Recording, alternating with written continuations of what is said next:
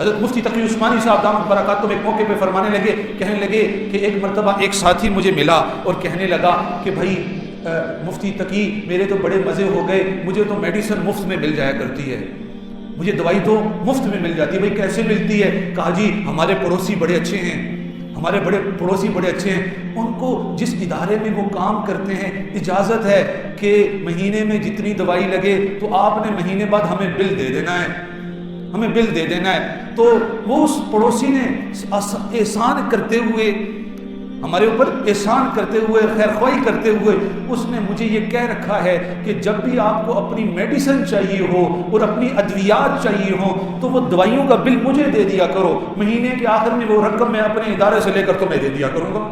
تو میرے لیے بڑا مفت کا معاملہ ہو گیا، میرے لیے بڑا آسان۔ میں نے کہا بھائی تیرے لیے آسانی کا معاملہ نہیں ہوا، تیرے لیے بھی جہنم کا معاملہ ہو گیا، تیرے اس پڑوسی کے لیے بھی جہنم کا معاملہ ہو گیا۔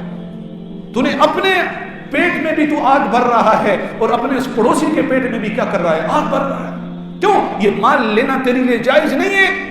ادارے نے گاڑی دی، بائک دی اور جی اس کو ایسے استعمال کر رہے ہیں جیسے مال مفت دلے بے رحم۔ ایسا ہوتا ہے کہ نہیں ہوتا؟ ادارے کی گاڑی کوئی مسئلہ نہیں، اس میں جو کچھ کرنا ہے کر لو۔ پیارے کل قیامت کے دن پوچھ ہوگی، یہ سوسائٹی ہے اس کے اندر جو چیز لگی ہوئی ہے یہ بھی امانت ہے، اس کے اندر ہم کوئی خیانت کرتے ہیں، کل قیامت کے دن اس کے بارے میں بھی پوچھو گی۔